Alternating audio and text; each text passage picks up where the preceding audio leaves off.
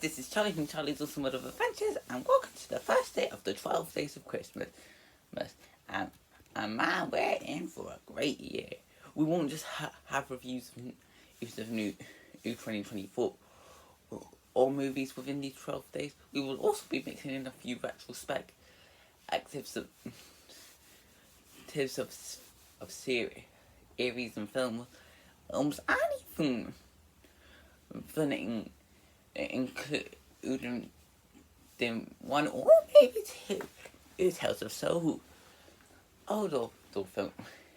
So it's not just going to be reviews of new movies this year. Anyway, let's jump into it by going into the first day of these 12, Red One. And it's about Callum Drift, if the security guard for Santa, who also goes by the nickname Red One. As Callum is preparing for retirement, as he doesn't see the goodness in the world, especially within in the grown-ups anymore, or Santa and to his kid in that and take Aiken to the Christmas witch, it's Creela, who has a plan to get rid of all the naughty people put on the naughty list. So Al must team up with a bounty hunter known as the Wolf, who goes by Jake Malley, lead to find Santa to stop Creela and save Christmas. So yeah, I've heard pretty bad things about this film. Like people say Aiken is absolutely one of the worst films of the year, one of the worst Christmas films ever made, blah blah blah blah. And true, the concept on its own is quite ridiculous. However, this is the type of film that knows its concept is ridiculous and has fun with it. And as it has fun with its concept, I have fun with the movie. So let's start with the characters. I might as well get my weakest element out of the film all the way. The characters aren't that great.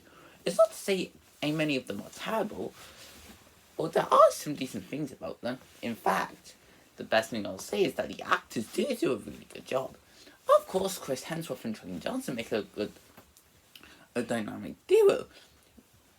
Well, it's acting respectively, but my favourite actor has to go to J.K. in Santa. The fact he voiced acted the guy in Klaus 5 years ago to come about to actually play the guy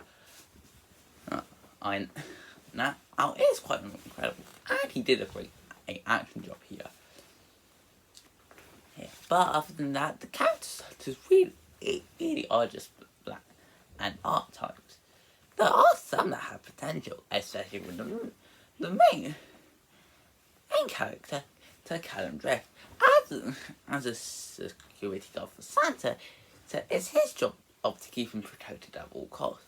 However, as much as he loves us the job of protecting Santa, making sure all Nick is alright, he is the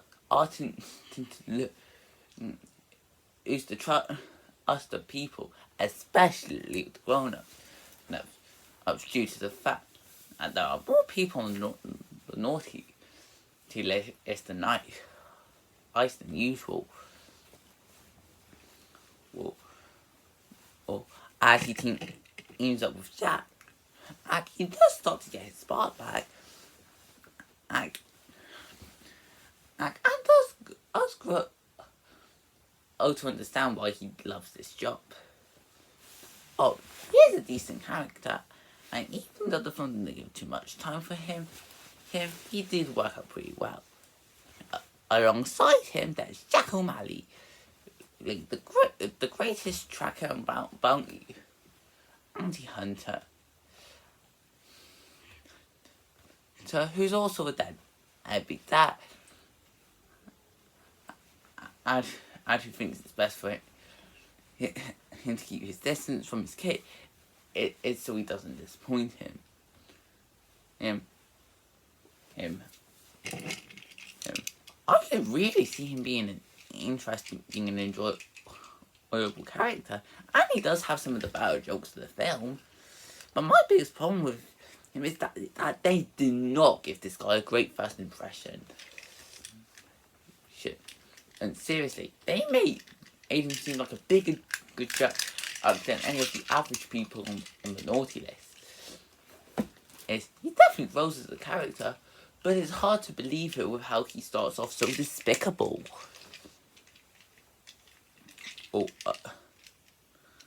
As for the other characters, their roles are pretty small and not that big. There's Zoe. We want one of the top of and those who has to team up with her as to find Nick. But is mainly back in control.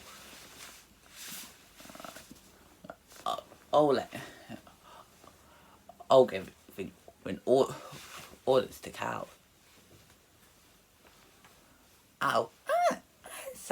And to who's more fit in shape and in shape, but is mainly just a MacGuffin captured on my main villain, Creela, the evil Christmas witch that wants to get rid of all the naughty children and needs Santa's magic to do it. Honestly, she's not a bad villain or anything, but I think better, but they do really little with her to the point where I don't think she'll be the thing I remember the most. And the worst part is that they had another villain that would have worked so much better as the main baddie, and that is Krampus, Santa's brother. With how the film describes him, he is the brother that was betrayed by Santa, and after coming up with the naughty list and punishment for all the naughty kids, which it made Nick furious and wants revenge. I can really see how they could dive deep into Santa and Krampus' relationship here. However, my biggest problem was that Krampus is badly in the film. Mainly shown as the help of Creela, who does still secretly care about his brother without showing it. It's not that the characters are bad. There are some decent things about them. It's just they won't be the thing I'll remember the most from watching this movie. Next, there's the story. And like I said before, this ain't a great story. And knows it. On the surface, yes, this is a pretty dull, bland story. Where Santa goes missing and two guys that don't get along at first have to team up to find him and then they start to grow to care for one another and so on and so on. Yeah, the story itself isn't the best and it knows it. And that's why it's so entertaining. This is one of those that knows that its concept is ridiculous and just has fun with it. And that's what I have fun with the story itself. A good reason for that would be the action. I'll talk about this a little later, but they get really creative with those scenes to make them the highlights of the feature, especially the different gadgets that Cat Island would have in the battles. On top of that, the film was able to offer some decent humour. I won't say that this is the funniest movie of the year, or one of the funniest Christmas movies to be precise, but the jokes are mostly entertaining, and can lead to a chuckle out of and give some decent laughs at best. On top of that, one thing this film surprisingly does decently is the heart. There is an extra side where Jack is given the always to try to be there for his kid. It hurt a lot more. Well, and while it's hard to really root for Jack, I can see that if in better hands, and this could be heartwarming and sweet.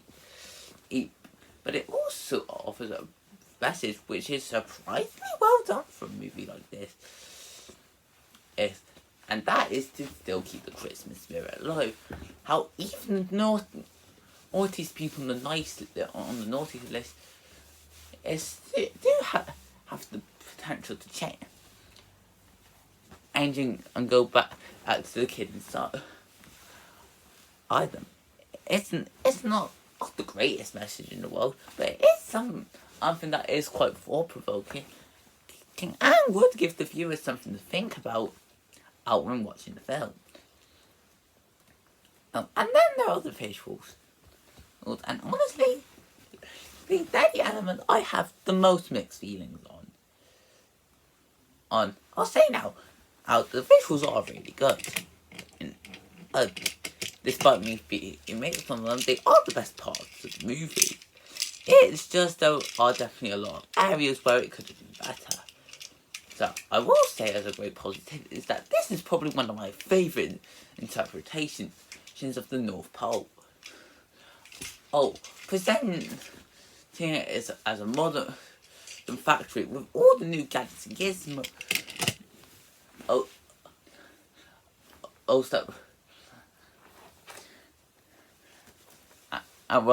And it's like a big thriving in business.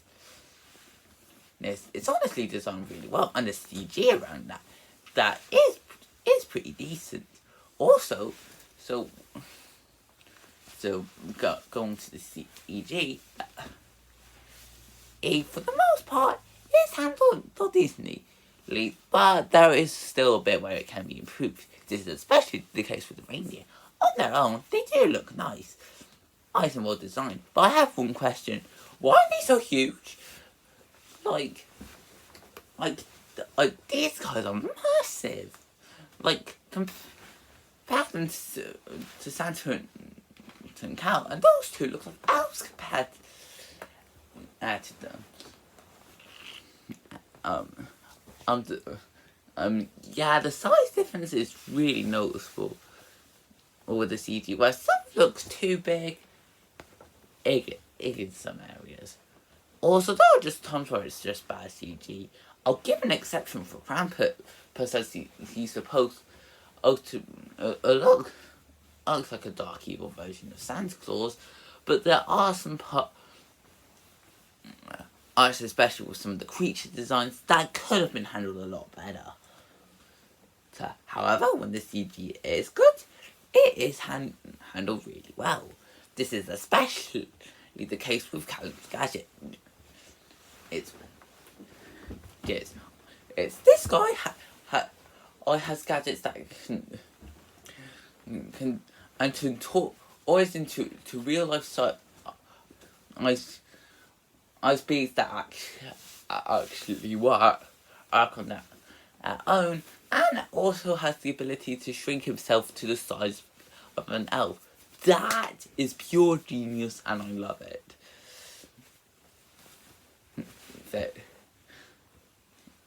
And with that creativity, this is what leads to the action seems to be a lot of fun. And with the use of gadgets and magic at their disposal. So, and the choreography, the fight scenes being quite enjoyable and entertaining, leading the film to have some intense moments, especially towards the climax, where it is exciting. So overall, I doubt this will go down as a Christmas classic or anything. But I had a lot of fun with this one. Red one, and it's a that knows exactly what it is. It knows that doesn't have the greatest concepts of the year. And it's not trying to win any big fancy awards. It's trying to deliver a lot of Christmas fun. And I definitely got that with this film. Sure, Sure, it does result in a pretty weak story with dull characters, but it does have a lot in the execution that does make up for it. Like some good humour, intense action, strong visuals, also good heart and solid voice and solid acting. And I wouldn't say this is a must watch, but it is a good watch if you're looking for a fun and action-packed Christmas adventure during the holiday season. It's far from the best Christmas film I've ever seen. But then again, and I still had fun with this one, and I've seen worse, which is why I'm giving this one a 7 out of 10. So I hope you guys